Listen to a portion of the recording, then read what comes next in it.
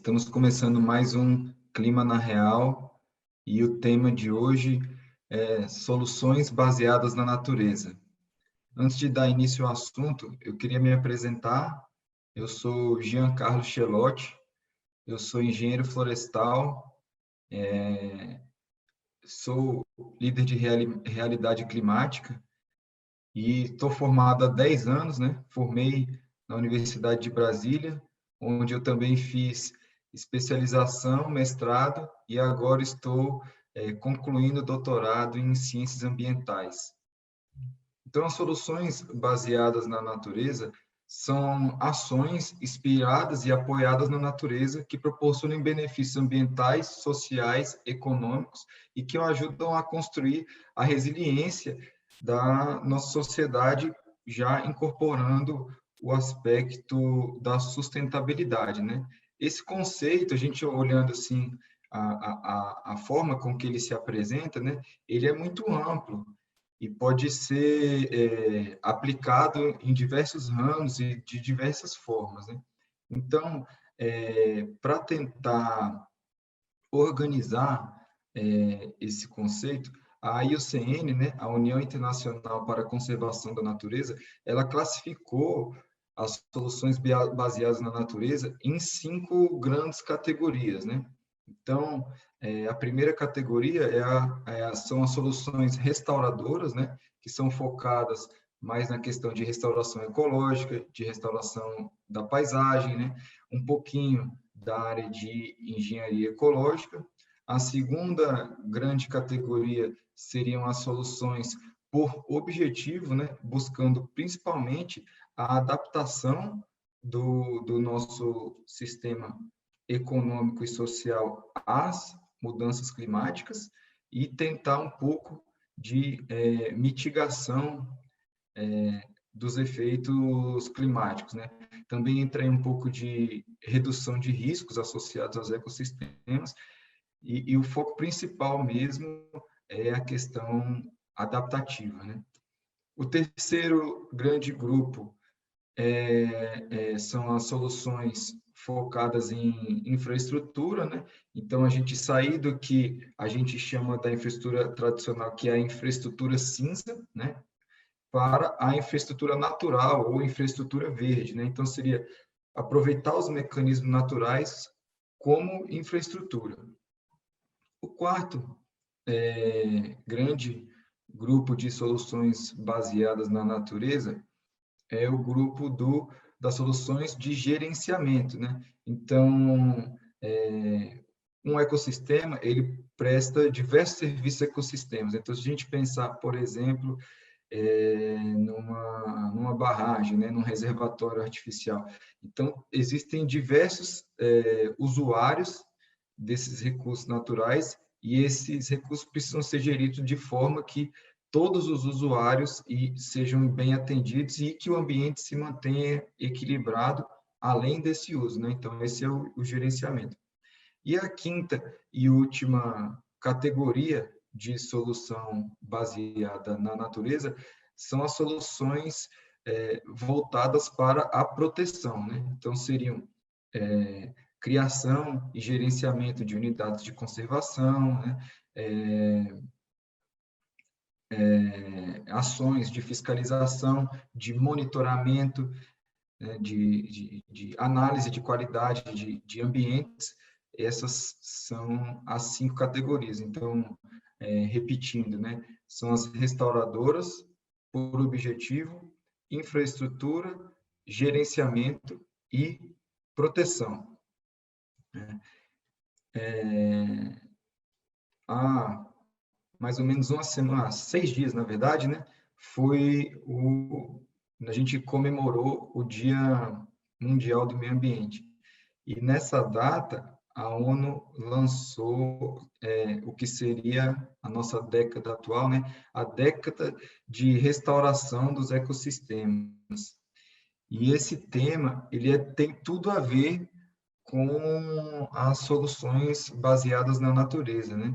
Então, a gente está num momento aí de pandemia que a gente espera que termine logo, e se nós formos analisar, por uma falta ou por um manejo inadequado da fauna, tivemos um desencadeamento de um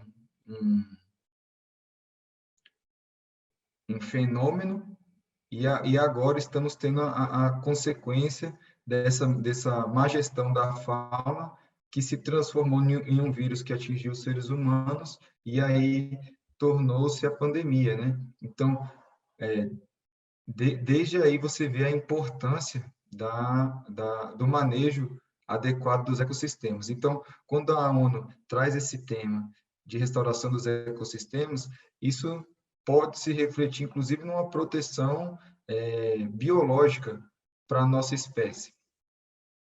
Então, ainda com o contexto da pandemia, nós temos que pensar o que vamos fazer daqui para frente, né? A gente teve, além das mortes horríveis que nós tivemos, temos um problema de recuperação econômica pós-pandemia.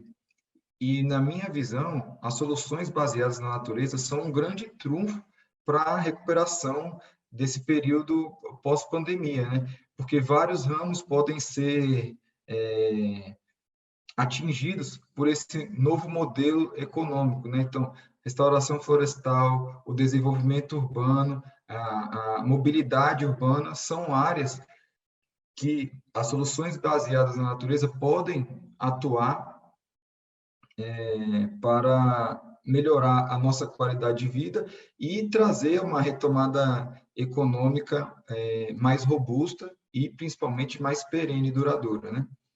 Então, falando um pouquinho das formas mais concretas da gente atingir os objetivos buscados pelas soluções baseadas na natureza, existem vários ramos em que se pode atuar, né? A solução baseada na natureza, ela tem como inspiração os sistemas naturais. Então, hoje nós somos grandes consumidores de energia elétrica, né? Mas a maior parte dessa energia é produzida de uma forma muito ruim, principalmente combustíveis fósseis. E nós temos, assim, um grande gerador de energia, que é o sol. Então, o Brasil ele vem crescendo aí, ano após ano na energia solar, mas esse é um modelo de produção de energia que pode ser expandido para todas as cidades. Se você analisar o padrão de crescimento, de estabelecimento das cidades aqui no Brasil, a maior parte das pequenas e médias cidades são cidades de casas, né? Não são cidades com prédios, ou seja, a área de telhado dessas cidades é muito grande. Então, elas têm um potencial para se tornar autossustentáveis, energeticamente falando, através dos painéis solares. E essa é uma das soluções baseadas na natureza mais simples de se compreender, né? O painel solar está se aproveitando da energia solar, assim como as nossas plantas se aproveitam da energia solar para produzir o seu alimento, né? Através da fotossíntese, né? Então, há milênios as plantas são painéis solares e apenas há algumas décadas nós começamos a desenvolver esses painéis, né? Então, o investimento em energia solar, em tecnologias de energia solar, é uma grande forma de se alcançar os objetivos das soluções baseadas na natureza, que são proporcionando vários benefícios sociais e ambientais para a nossa sociedade. E aí, atualmente, nós temos aí que 80% da população mundial mora nas cidades, né? A população mundial hoje ela é essencialmente urbana. E a cidade, da forma como ela é estabelecida hoje, ela é um grande sumidouro energético, né? A cidade ela não produz nada para o ecossistema, ela só consome, né? A produção agrícola vem de fora da cidade para dentro da cidade, aqui onde se queima combustível e suga-se energia, e só tudo que sai da cidade, na verdade, todo o que a cidade produz, na verdade, é rejeito, né? Então, nós temos que transformar as nossas cidades em um modelo mais sustentável. Então, começando pelos painéis solares, então a cidade deixaria de ser consumidora de energia para se tornar produtora de energia, que já seria um grande avanço. Ainda trabalhando no âmbito das cidades, uma outra ferramenta que a natureza também é especialista em fazer e que nós ainda fazemos muito pouco, principalmente em ambiente urbano, é a compostagem. Então, a compostagem é um processo de biodegradação de resíduos, tornando esses resíduos em um possível adubo orgânico para ser usado na produção, não só produção de alimento na agricultura, mas também na produção madeireira, da silvicultura, na adubação de jardins e em vários outros, na recuperação de área degradada, né? Então, olha só que maravilha, você, com o rejeito produzido na cidade, você faz a compostagem, transforma isso em adubo, usa esse adubo para recuperar uma nascente, né? Então, esse seria o ciclo ideal a ser feito com os rejeitos produzidos na cidade para a gente alcançar um modelo mais sustentável de cidade, de economia, né? Então, esse é um exemplo claro de soluções baseadas na natureza, né? A compostagem é uma ferramenta que tem grandes potenciais e, na verdade, tem um insumo que ele, na verdade, ele tem custo zero, que é o rejeito.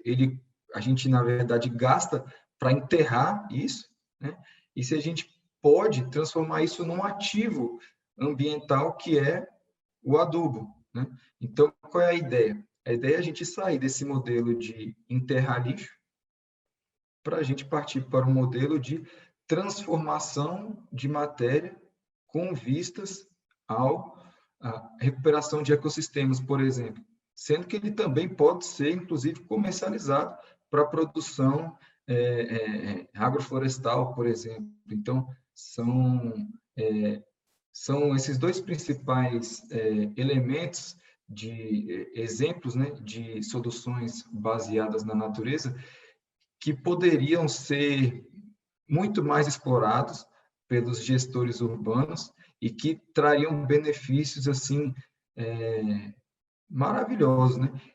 E não só benefícios ambientais, né? São benefícios sociais, são benefícios econômicos, porque é um mercado que se abre ou que se estimula, né? Então, por exemplo, poderia-se ampliar a capacidade da indústria de produzir painéis solares, de empresas de instalação, de empresas de engenharia, de gestão de energia, né? No caso da compostagem também, fortalecimento das cooperativas de resíduos sólidos, produção, a abertura de indústrias de compostagem, a comercialização do produto da compostagem, né, desse adubo orgânico.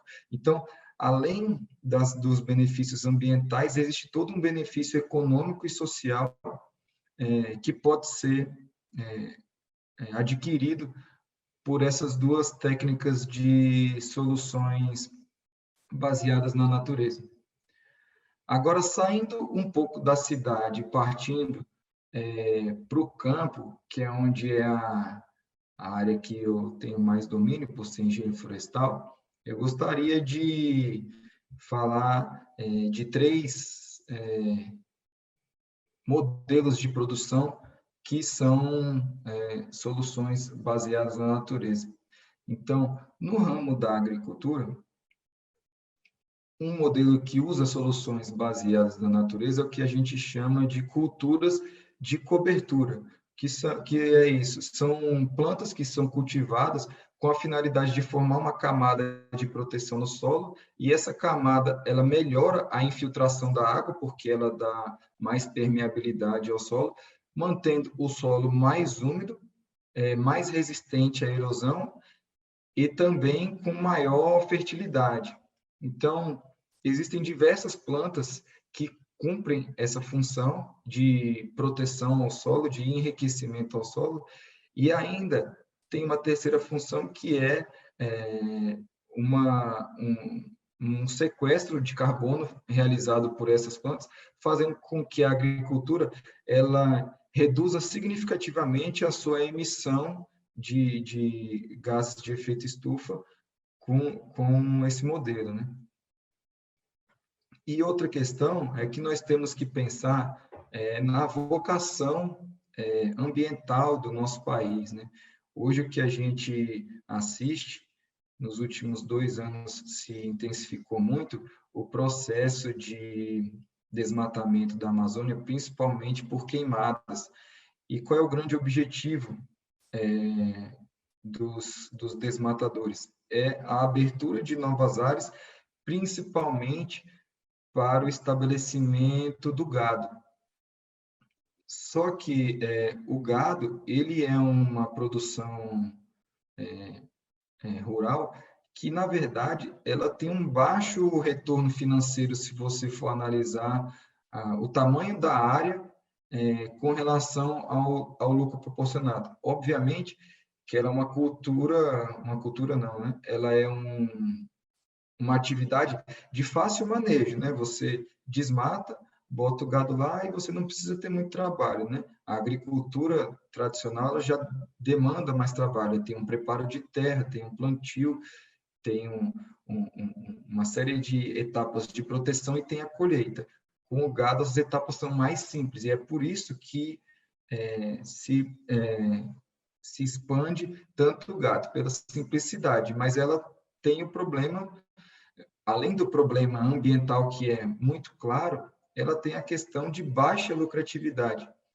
E os modelos de soluções baseadas na natureza, se aplicados, eles podem gerar uma maior lucratividade para o produtor rural, além dos benefícios ambientais. Então, a grande sacada da gente trabalhar a ideia de divulgar, e de estimular e de buscar incentivos a soluções baseadas na natureza é tentar demonstrar para os agentes econômicos que essas soluções, elas são, além de melhores ao meio ambiente, elas são mais lucrativas do que as tradicionais e trazem benefícios sociais muito importantes. No caso, voltando ao caso da região ali, do nosso arco do desmatamento, seria muito mais interessante trabalhar com sistemas agroflorestais, né? No caso do gado silvopastoril, que é um consórcio entre a floresta e o pasto, né? Então, convivendo junto, né? Você até realiza um certo corte seletivo, mas mantém boa parte da área com cobertura florestal. E o gado, ele pasta no meio desse sistema, né, entre árvores. E os benefícios dos sistemas agroflorestais são inúmeros, né? Então, é muito comum a gente ver no Centro-Oeste a expressão pastos degradados. O que são isso? São pastos que perderam a capacidade de crescer as suas plantas, né, o seu capim, na mesma velocidade que o gado consome. Então, tem que se fazer uma série de tratamentos do solo para esse pasto voltar. Se, em vez de fazer esses tratamentos, forem plantadas árvores, essas árvores vão fazer a função do tratamento mecanizado, da adubação inorgânica do solo, né? Porque as árvores elas vão trazer os benefícios da sombra para o gado, elas vão trazer a fauna de volta para aquela região, e a fauna, ao se alimentar, vai também defecar e vai aumentar, vai fortalecer o nosso ciclo biogeoquímico, né, trazendo nutrientes para o solo, e esse solo assim começa a se regenerar naturalmente, e esse pasto volta a ser um pasto fértil de novo. Então, o método de sistemas agroflorestais, em específico do silvopastoril, ele é uma forma muito simples, muito barata e muito efetiva de se recuperar os pastos degradados que nós temos aí Brasil afora, além de, claro, trazer um sequestro de carbono junto com essa solução. E aí a gente reduz a emissão da nossa atividade pecuária, né? E deixei aqui para o final o tema que eu considero a solução baseada na natureza mais importante que nós poderíamos adotar como modelo de retomada econômica verde, né? Que é o incentivo ao manejo florestal sustentável, né? O que acontece hoje é que a boa parte dos nossos agentes econômicos veem a floresta como um passivo, né? Então, eu tenho que derrubar aquela floresta para implantar uma cultura produtiva. E o que nós temos que demonstrar é que a floresta, na verdade, ela é um ativo financeiro. Aquela floresta tem um valor econômico e um valor econômico muito alto. Então, qual é a ideia? A região amazônica, ela não deve ser tratada como uma área a se colonizar para a expansão do agronegócio e da pecuária. A floresta, ela é o ativo econômico. Então, você tem que pensar o seguinte, vamos explorar economicamente a floresta de uma forma sustentável. Isso envolve manter a floresta em pé. Então, no que consiste o manejo florestal sustentável? O manejo florestal sustentável, ele é um método de exploração econômica da floresta, na qual retiram-se árvores de valor econômico dessa floresta, mantendo-se a resiliência da floresta, para que após essa retirada, essa floresta se regenere em um determinado período e essa floresta, essa área que foi explorada, só volte a ser explorada novamente após essa regeneração. Então, é feito uma divisão de uma área em talhões, esses talhões são explorados anualmente, cada um no seu ano, formando um ciclo que, quando eu explorei o meu último talhão, aquele primeiro que eu explorei já está 100% recuperado e eu posso explorá-lo novamente. Lembrando que essa exploração não é um corte raso, é um corte seletivo de árvores pré-determinadas e com técnicas de corte de baixo impacto ambiental e sempre coordenadas por um engenheiro florestal legalmente habilitado para isso. Esse método, ele faz com que a floresta, quando ela está em pé no seu nível clímax, ela não absorve mais carbono, ela já sequestrou todo o carbono para chegar no clímax. Quando você realiza o manejo florestal, você reativa o mecanismo de sucessão ecológica e essa floresta volta a sequestrar carbono, melhorando assim a nossa qualidade do ar. E as árvores retiradas, elas não são computadas como carbono emitido, porque essas árvores vão ter um aproveitamento na qual o carbono continua na estrutura da madeira. Então, quando você tira uma árvore para fazer móveis, o móvel ainda é carbono, né? Que é muito diferente do processo de abertura de novas áreas pela queima. Você está emitindo 100% do carbono que estava naquele local, inclusive no solo, para a atmosfera. Com o manejo, a retirada de árvores da floresta não significa uma emissão de carbono. Lógico que sempre há uma emissão associada, mas ela é muito inferior a um corte raso ou uma queimada. E, além disso, após a retirada, ela reativa o mecanismo de sucessão ecológica e essa floresta volta a sequestrar carbono até atingir o clímax novamente e poder ser novamente ser explorada. E esse é o ciclo da sustentabilidade do manejo florestal. E onde está a parte mais importante? O mercado de madeira, o produto madeira, ele é um produto com um valor agregado muito maior do que o gado. Então, além de mais sustentável, né, do que a pecuária, o manejo florestal na região amazônica, ele é muito mais lucrativo. O preço das madeiras amazônicas são muito altos, são tabelados em dólar, né? Então, a nossa grande missão, enquanto líderes climáticos, é apresentarmos novas formas de desenvolvimento econômico, aproveitando essa necessidade de retomada econômica, de recuperação econômica, para apresentar os modelos de retomada econômica, de expansão econômica mais sustentável possível. Então, dentro desse contexto, as soluções baseadas na natureza são um caminho formidável. E temos que aproveitar principalmente a vocação das áreas, né? Então, qual é a maior vocação da região amazônica? É floresta. Então, vamos trabalhar métodos de exploração econômica sustentável da floresta, mantendo a floresta em pé.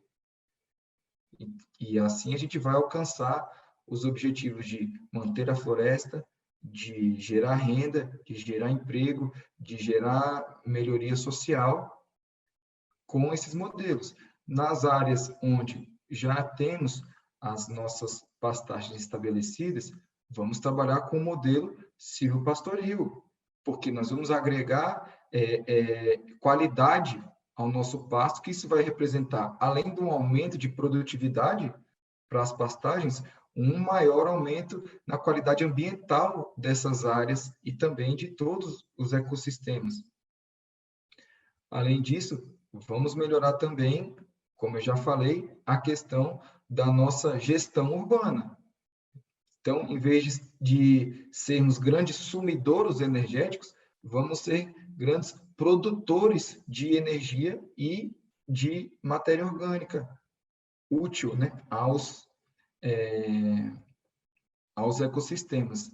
Então, basicamente, era sobre isso que eu queria expor para vocês, sobre soluções baseadas na natureza, e deixar essa mensagem de que é possível nós aproveitarmos o momento de retomada econômica que virá em breve para implementarmos essas ideias que têm tanto a contribuir com o desenvolvimento sustentável, que é onde a gente mais quer e mais precisa chegar.